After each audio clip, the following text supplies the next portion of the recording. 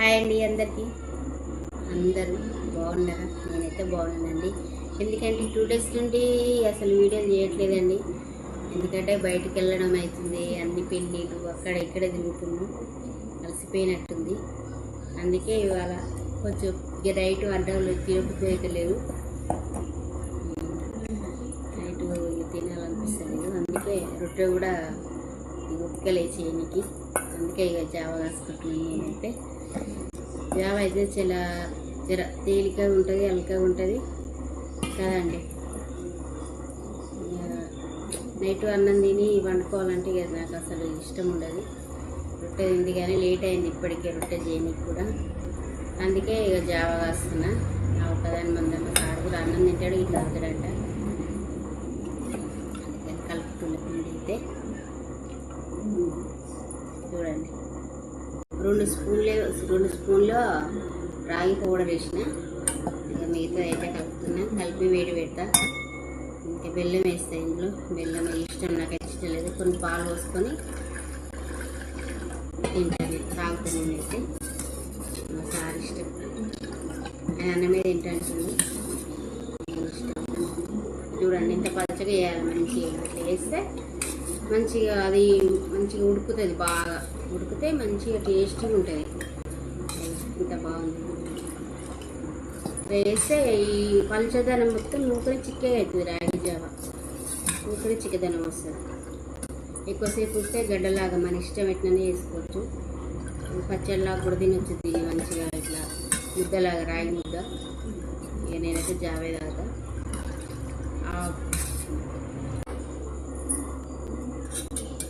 అయితే ఇది మంచి చిక్కగా అవుతుంది, బాగుంటుంది తాగడానికి. ఎక్కువ చిక్కదనం చేసుకుంటాను నేనైతే, మంచిగా అయితే బాగుంటుంది. రాగి సంకటి అన్న ఒకటే, రాగి ముద్ద అన్న ఒకటే. రాగి సంకట్లు అయితే మంచిగా మటన్ చికెన్ ఏదన్నా పచ్చడి లేకుంటే సాంబారు పప్పుదారులా తినొచ్చండి. రాగి సంకటి అంటే ఇక కొంచెం బాగా ఉడకబెట్టి బాగా ముద్ద చేయాలి దాన్ని, అది టైం బాగా తీసుకుంటుంది జర. అందుకని ఇది వేడి పెడుతున్నా.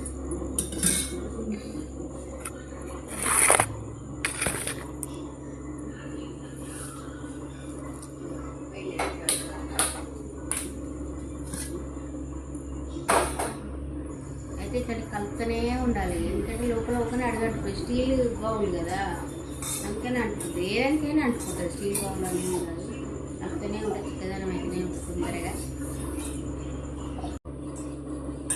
ఇక చూడండి చిక్కదనం అయితేనే ఉంది, ఇక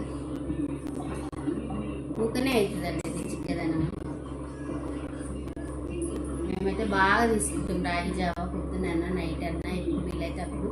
ఇంకెక్కడికి వెళ్తే కూడా అందులో పెరుగు వేసుకొని చల్లలాగా వేసుకొని బాటిల్ వేసుకొని పోతాము.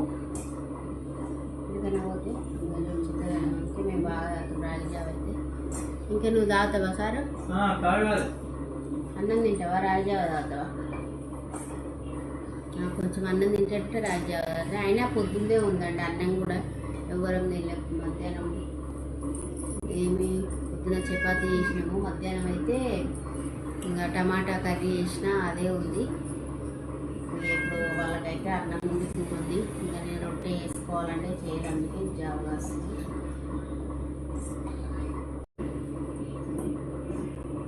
ఉడుకుతుందండి మంచిగా, ఎట్లు ఉడికింది చూడి. సిమ్లో అయితే పెట్టేస్తుంది స్టవ్. ఒకసారి మీకు కూడా వీడియోలో చూపిస్తా. చూడండి ఎంత చిక్కగా అయిందో జావ, బాగుంది కదా. చాలా ఇంత చిక్కదనం అయితే నాకైతే ఇంత అయితే బాగానే ఉంటుంది. గ్లాసులలో పోసి కొంచెం పాలు పోసుకుంటాను నేనైతే. మా సార్ అయితే బెల్లం వేసుకుంటాడు, ఆయన ఇష్టం ఏదైనా వేసుకుంటాడు. అన్నం అన్నది జావ అన్నది ఆయన ఇష్టం.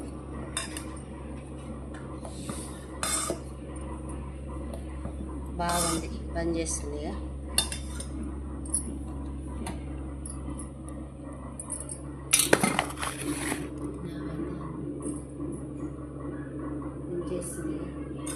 మంచి పాలు కూడా ఉన్నాయి కొన్ని. జావ అయితే వస్తున్నానండి.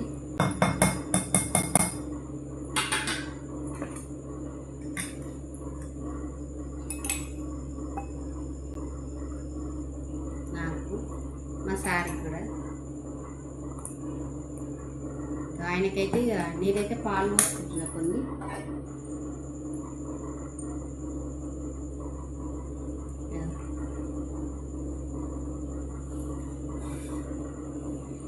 పాలైతే పోసుకుంటున్నాను నేను. చూడండి నా జామ ఇది. ఇంకా మా సార్కి అయితే బెల్లం వేసేస్తున్నా. ఇంకా బెల్లం ఆయన బెల్లం వేసింది. చూడండి జావ అయితే రెడీ అయింది. తాగడం ఒకటే వెళ్ళి బాగుంటుందండి. పాలైతే వస్తుంది. మా సార్ కూడా తాగుతుంది జావ. హాయ్ చెప్పు. హాయ్ అండి. జావ తాగుతున్నాము. నేను కూడా తీసుకుంటున్నా. అయితే జావ తాగడం వల్ల బెనిఫిట్ ఐరన్, మన బాడీ కూడా ఐరన్ ఉంటుందండి. లేడీస్కి అయితే చాలా అవసరము. ఎందుకంటే మనకు ఐరన్ తక్కువ ఉంటుంది, ఎక్కువ శాతం కాలుష్యం తక్కువ ఉంటుంది కాబట్టి మనం తీసుకోవాలి. కనీసం వారంలో 3 టైమ్స్ అన్న తీసుకోవాలి. నేనైతే అట్లనే తీసుకుంటా. ఆరోగ్యమైనటువంటి సమస్యలు రావు.